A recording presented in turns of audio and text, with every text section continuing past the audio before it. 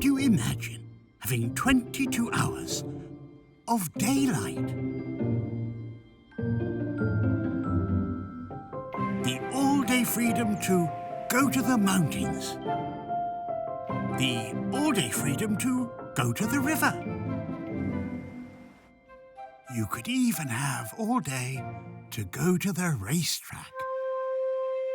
With 22 hours of daylight, you could see the wild like never before. Sea lions, legends cars, puffins, top fuel, moose, late model, this guy.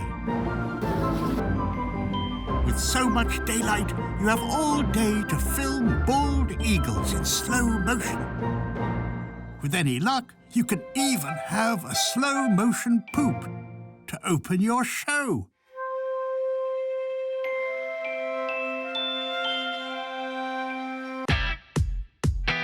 And now for Dinner with Racers with your hosts, Ryan Eversley and Sean Heckman. Placeholder radio sound. I'm a driver and I'm very angry. The sound of a driver on the radio during a race.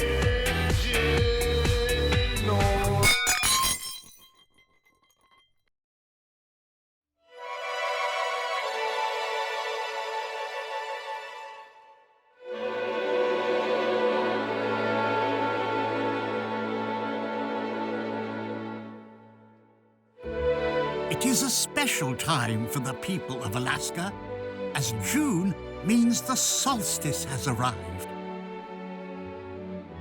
Having been living in almost total darkness throughout the winter, the summer solstice signifies the longest day of the year, which means no less than 22 hours of daylight, if not more. The English narrator. For Alaskans, the summer solstice means it's time. Time to get outside, time to fish, time to hike, and time to race. Cheesy English narrator? Yeah. I guess you can afford the real version?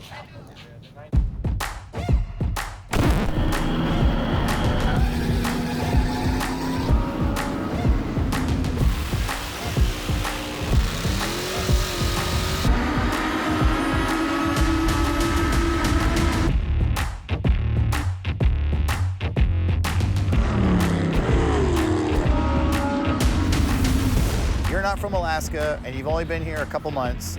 How have you been adjusting to sunlight? It's up all the time. Yeah, it's messing me up a little bit, to be honest with you. What's the dumbest tourism question you get from people like Sean and I?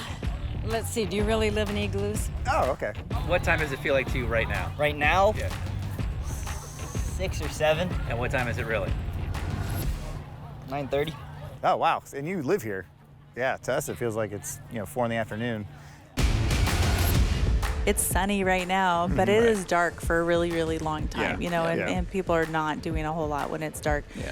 When summer comes up and it's like, oh, I got to fix the deck and I got to, put trees in. The honeydew list is usually pretty lengthy by the time spring gets here. And so there's only so much time. And then, fishing season comes and there's only so much time for that. And then hunting season comes. And, there's a lot of stuff that we do in the summertime. About the 1st of April, a switch turns on and everybody is tired of being inside. Now you've got more daylight than darkness. Cabin fever. Yeah. No way we're going to get out there. So when you're planning your calendar, what are you actually taking into account?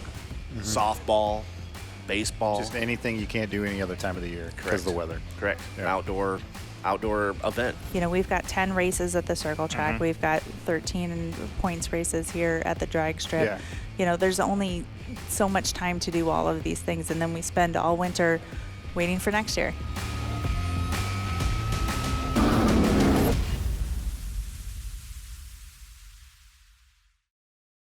The first time Art and I were in Anchorage, we were surprised at its size and at the variety of its shops and stores. We could understand why it is one of the fastest growing cities in the nation. We'd hardly expected to find a 14-story building this far north, or to have several television and radio stations to choose from. With with a history that dates over 5,000 years and an American history that began in 1867, the main city of Anchorage has enjoyed a car racing history that parallels the lower 48 states, or as we call it, the continental U.S. If there was somebody who knew the history of this place, who knows about Alaskan racing and is sort of like member number one, it was Mr. John Childs. That's who we were led to. So I believe the phrase we have in the continental United States is OG. OG. OG. You're not an OG? Original gangster, right? OG. You know what that means. Oh yeah. Look at him light up. That's real. All right. Are you from Alaska? McAllister, Oklahoma. McAllister, Oklahoma. Just down the street. Yeah. And then I joined the Air Force. Then, after the Air Force, and I came right up here. So of all the places you could go, you said Alaska is my place. Yeah, that's where I wanted to be. I just felt relaxed saying I'm going to Alaska rather than going to Alabama, Mississippi, or whatever else. So what I'm hearing is Alaska in 1962 was as far away from Alabama as you could get. Yeah, that's it. I don't know why. What was going on there? When you show up here in Alaska, you've been to a bunch of racing events back on the lower 48 states. Oh, yeah. What was the first motorsports event like here that you got to attend? Well, we were racing on the highway. Oh, yeah. No, well, it was controlled. It was real good, creative racing. Yeah. How long of a run? Were you still doing a quarter mile, or was it was a distance. Okay. From here to there. Yeah. Yeah. Right. Whoever got there first. Yeah. You started here, and whoever got there first won. We didn't have a lot of traffic up here. Okay. So we would race from that point to this point. Yeah. And let the cars go by. Yeah. So and literally, like when you're playing stick and ball sports in the street, you have to stop and go car and let the car come through. Yeah. And then go right back to racing once you're clear. Yes. I love this. Nice to meet you. It's like we haven't been here for the last hour. Yeah. So before there was what we now call the Alaska Raceway Park, what was the racing scene here? Well, they started, the first drag strip up here. It's called Polar Raceway back then. The previous owner was getting pretty far along and was, for some reason, he asked me if I knew anybody that would run the track. So the first person I thought of was Randy Harris. When we talked to John Childs, he kind of said you convinced him it was a good idea to go into owning part of Alaska Raceway Park. Well, yeah, it was me and him and 4 other guys. Neither one of us really had a big business mind. Sure. Right. Yeah.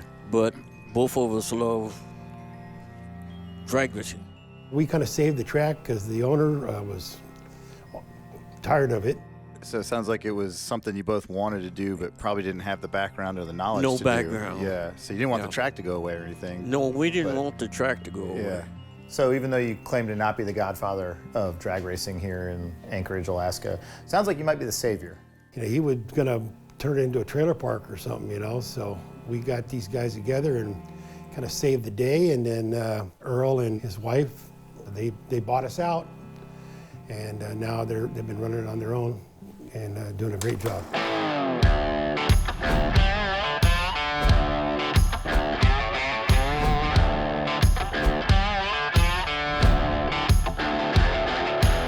So we were going to do a proper track walk, track tour, but since it's raining, how about you drive us around, show us the lay of the land? All right, will do.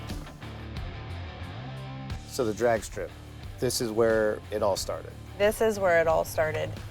Alaska Raceway Park was opened in 1964. It was on Labor Day then, and they carved this out of this space, and I'm super glad that they did because look how beautiful that is. That is unbelievable. The best view, and it's been in continuous operation as a drag strip ever since. We actually put in a heated launch pad. Right. Previously to that, I think it was paved and then it was like added on. But when we started racing here, it was basically 2 lanes and there wasn't a whole lot of guardrail. And when you got to the end, whoever was first, you guys came to the middle because otherwise it was just potholes and. One of the tracks that we race at on the sports car racing schedule is in Canada, and it's really cold there. And that track forms new bumps and changes. Does that happen here? Well, we're fortunate that this track was built on basically what was a former riverbed. So it's a lot of river rock. We don't have a lot of problems with permafrost, but we also don't let anybody do anything on the track surface in the wintertime. It's not uncommon in the lower 48 for there to be animal strikes at racetracks, but this is the wilderness. I mean, we are talking about as crazy as it can get.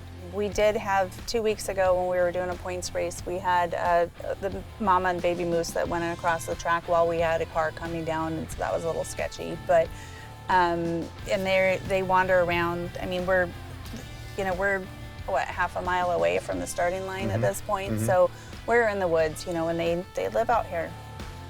When we first showed up today, you brought up a story that somewhere on this mountain right in front of us, a woman is currently missing after reporting bear sightings like 2 days ago. Yeah. And as sad as that is an Alaskan reality for you guys. That is Alaskan reality, yeah. She was out hiking and called her husband a couple times and said that there were some bears and she was using her bear spray, and now they can't find her.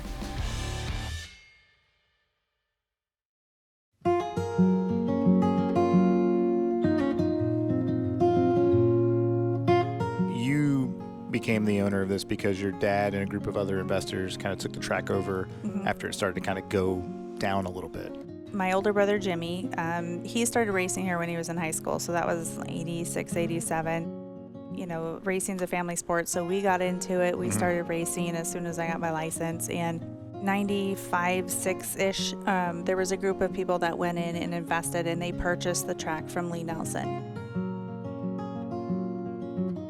Dad and Mom got involved into it, and then eventually they ended up buying everybody else out for personal reasons and business reasons and stuff, and so then my parents have pretty much run it ever since then.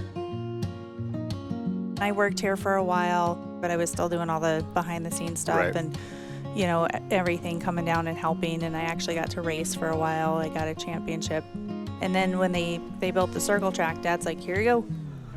Right.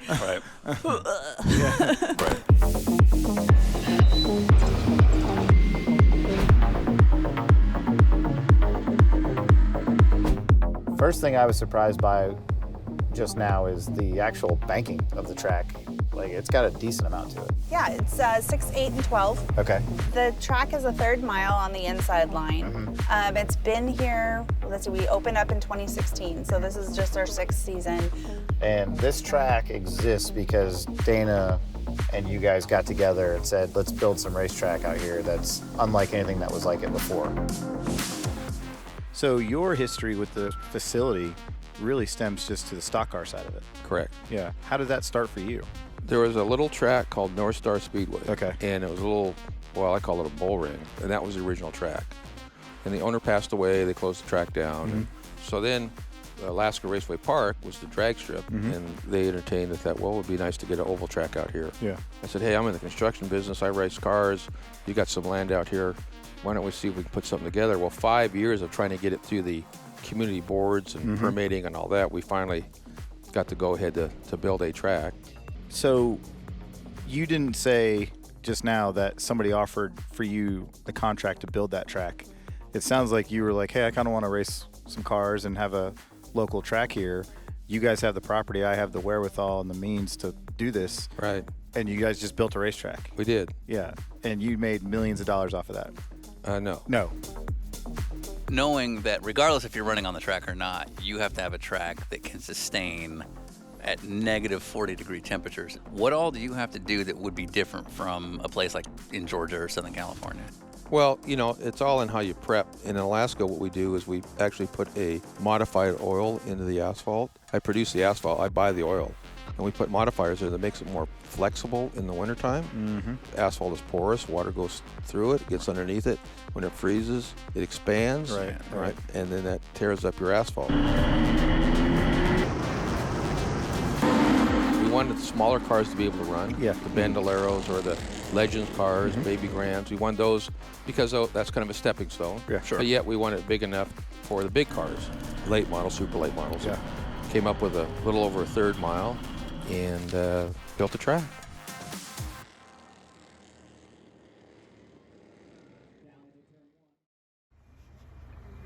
There's some moose. Hey, buddy, where you going? Look at that. So incredible. Oh, my God. All right, see y'all later.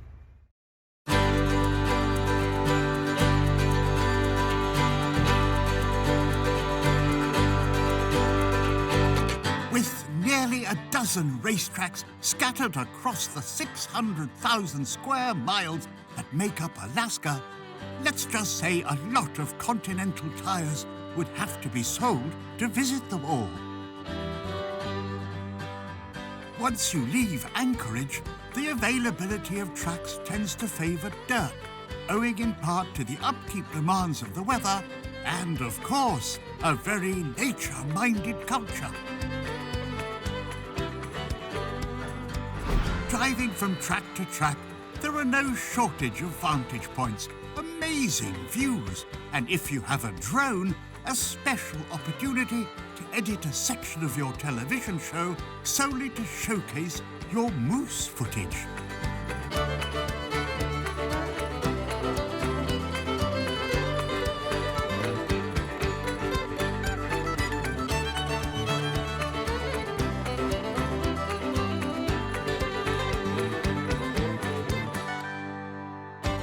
Considered the northernmost dirt track in all of America, Mitchell Raceway is located in Fairbanks, famous for its Arctic lights and as a base city for the majestic Denali National Park.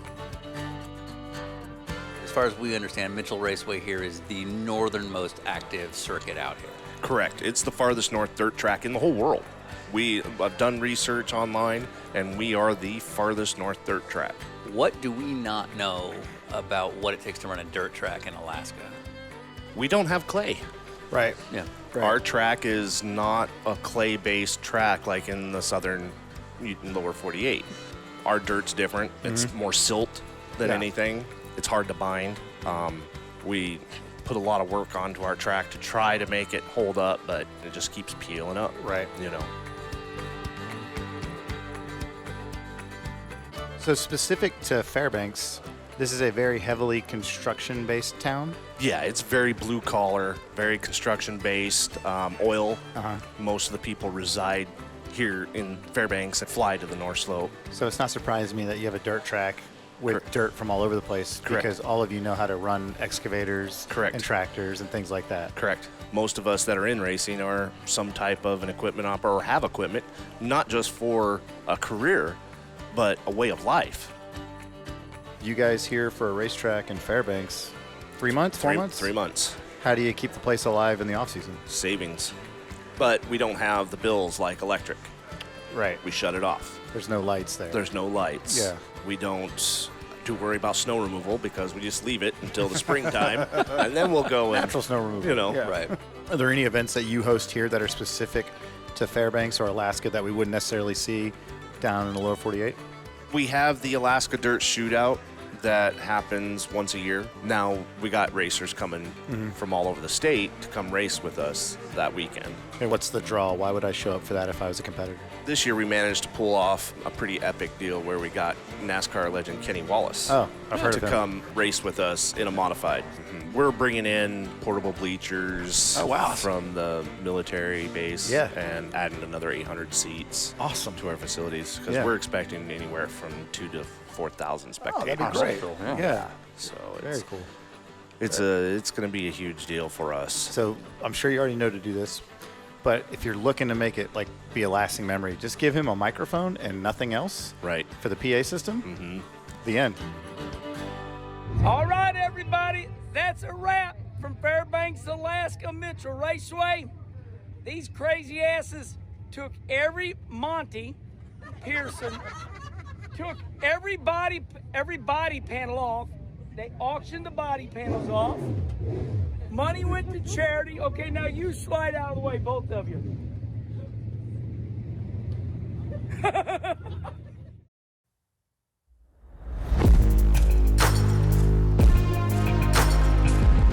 Traveling to a community that can only be accessed by plane or ferry, Kodiak is an Alaskan island all to itself. Kodiak is known for its endless trails, countless bald eagles, and if you name drop your own television show, a private boat charter.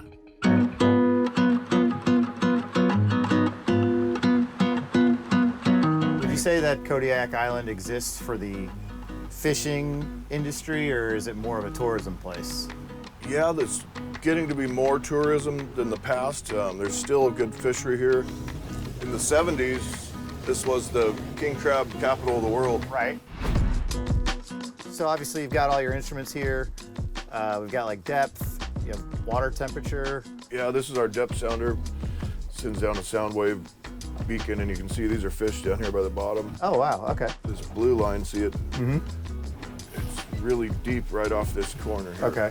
I mean, just this far off the beach, we're at 90 feet of water now. Oh, wow.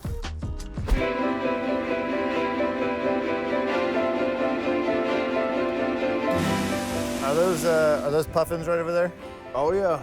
Sometimes once they eat enough bait, they try to take off and they just can't quite get airborne and they give up.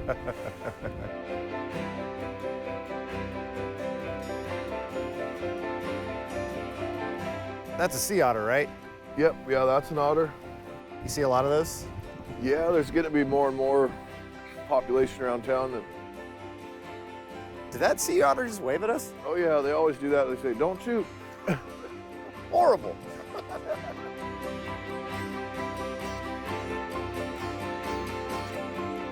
That looks like it's straight out of something we'd see on TV. Yeah, that's a seiner. They're harvesting halibut right now with the long line gear. They're pulling. You see them pulling that big line up. Oh, yeah, look at the size of that one. So we're standing here, there's bald eagle flying around, and in the continental U.S., that's like, you know, you don't see that often. But here, it seems like a nuisance. I almost hit one with my car once. Almost bounced off the windshield.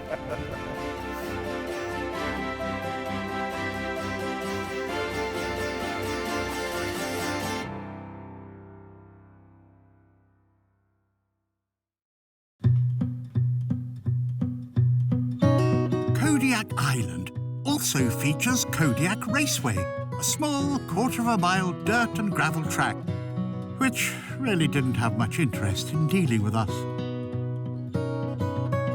But you know who did deal with us?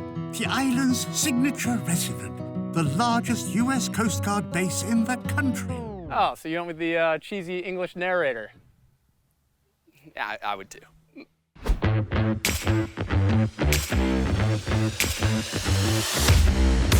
Hey, Zach. Ryan. Hey, Ryan Eversley. Hey, what's up, man? Yeah, Nice to meet you. Yeah, you as well. Finally. At the gate guard like 12 minutes ago to get us on the base. And now here we are. Pretending like we just met. Yeah. Birthday celebration in Alaska ended with the United States Coast Guard getting involved. A group of friends were adrift in a giant inflatable pink flamingo.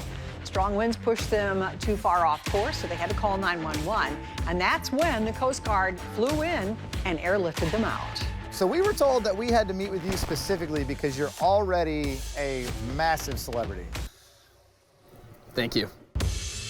Last week, actually, we rescued 3 recreationalists, you might call them, that were out just floating around on their pink flamingo. Right. A young lady was celebrating her 30th birthday. And Kodiak is notorious for some high winds. Right. And then they got out to the bay and they got swept like 3 miles across the bay. Just a cool 3 miles. Just a cool in Kodiak, Alaska. 3-mile journey, yeah. If you were going to sort of give the elevator pitch as to what exactly somebody like yourself does, how would you describe it? Well, we go out and do a variety of missions, from law enforcement to national security to, you know, what we're really here for, in my opinion, what our passion is search and rescue. Right? Are they all like this? No, it's actually the biggest Coast Guard base in the country. A lot of that is just because we're supporting so much stuff all the way across the state of Alaska.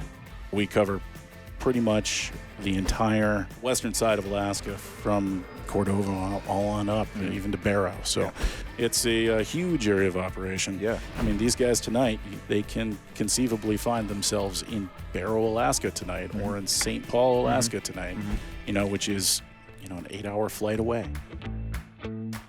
So I know what a C-130 is, but this is the Coast Guard version, so this thing is amazing. Yeah, it's pretty sweet. So this is the Coast Guard C-130J model. Okay. It's kind of like our heavy lift, takes care of all the logistics, supports search and rescue. So here in Kodiak, we've actually got 5. Oh, okay. At any given time, we'll have 1 deployed somewhere, likely doing like a law enforcement or a drug enforcement type mission. Okay. We typically keep 4 just to handle like search and rescue on the helicopter side, running logistics missions. What are the normal situations that sort of create these kind of distress calls? People get hurt all the time, right? I would say people get hurt on commercial fishing vessels a lot. People get hurt recreationally a lot. So medevacs take up a large portion of these things. Missing boaters take up a large portion of these things. Flares, you know, take up a large portion of these things. Every single one is individual. Every single one is different. All the support facilities that we stand up all across Alaska. Okay. We fly helicopters down there, but we also need like trucks for the crew. Sure. And we need vehicles to tow the helicopters. All of the support gear, it all gets put in here. This whole area is just a cargo door. And this will actually drop down. And one of the things that we practice is we have all the survival gear that we'll just load up in here. You have a drop master. And they'll fly over a boat, and the pilot will say, drop, drop, drop.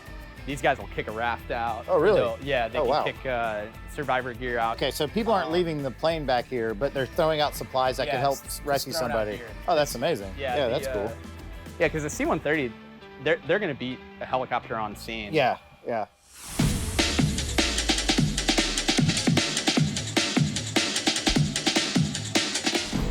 We got a buddy that told us if we were in Anchorage, we didn't really see Alaska.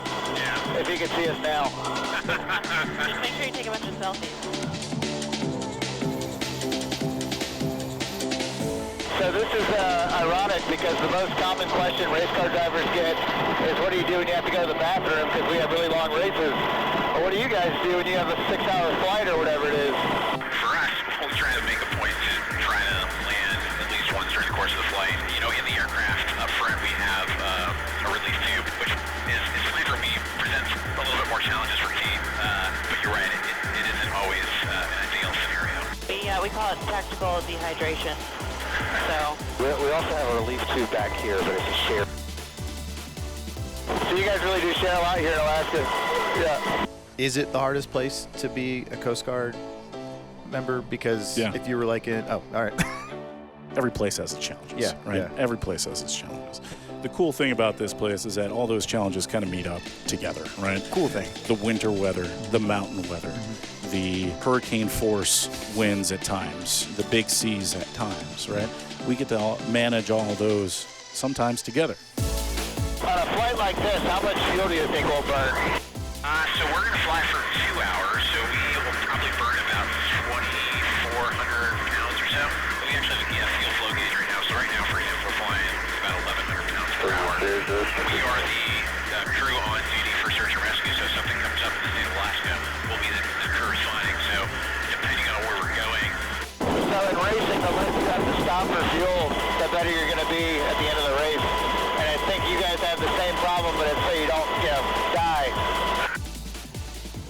Let's say a crab fisherman in the Bering Sea 1,000 miles away breaks his arm, and that's more distance than a helicopter can cover, by itself. How many people are now at risk because of that mission? So you have a C-130 crew that's going to get launched out there. That's going to be probably step 1. And they're going to help ferry more people out there. Then you have the helicopter crews, and you could be talking, if it's so far offshore, any more than 100 miles offshore, we're going to want our own cover. By cover, you mean multiple helicopters to help save each other. Right, should there be an absolutely. So 4 people in each helicopter, and depending on how far away, you're talking, 6 hours. Every 6 hours, you change out another crew. 1 C-130 and 2 helicopters. That's roughly 15 people At least, that are at risk now because somebody got injured, out fishing or whatever it is. Absolutely. It's pretty remarkable when you think about the numbers. Clear down, easy down. Tail wheels on deck, easy down. All right, coming in. Pretty epic spot. It's awesome, yeah, for sure. So obviously you guys are badass pilots and crew, but you also need a swimmer, so how does one become an educated swimmer in this industry? Well, you have to first enlist to the Coast Guard, and then you have to complete a free screening, and it gives you a thumbs up or thumbs down if you can come back. And then if you get a thumbs up, you come back and then you go through swimmer school, which is about 24 weeks long. And we have about a 50% graduation rate still after all the free screening. Got whales off the nose, 12 o'clock. Get to see them. If you look at that 3 o'clock, yeah, you got a big old whale. In racing, there's a lot of really bad movies that we like to make fun of. And we were really curious where you guys stand on the Guardian. Guardian's not too bad. They did an alright job. It's not exactly how we would do it, but pretty close. So then, who's the better actor, Ashton Kutcher or Kevin Costner? I'd say Ashton Kutcher on that one. Now, in general or just in that film? Just in that film. Okay, I was going to say, man, you're brave.